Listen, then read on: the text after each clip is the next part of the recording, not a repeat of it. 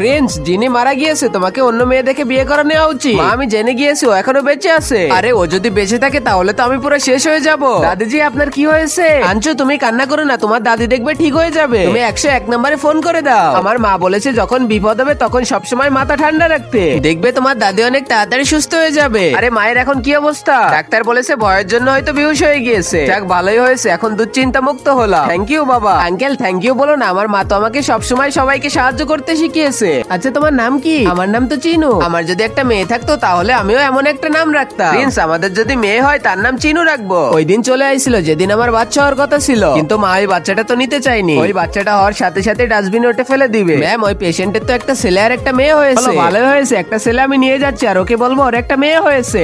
বস, আপনার মায়ের জ্ঞান ফিরেছে। চিনু বেটা, তুমি এখানে এভাবে সবসময় সবাইকে সাহায্য করবে। আমার মা তো সুস্থ হয়ে গিয়েছে, এখন ওর মাকে গিয়ে আমি থ্যাংক ইউ বলে আসবো। তারপরে যা হলো। তার আগে মহান আল্লাহকে তুমি ভালোবাসলে লাইক এন্ড সাবস্ক্রাইব করে দাও। আর পার্ট 2 দেখতে চাইলে অবশ্যই কমেন্টে পার্ট 2 লিখো।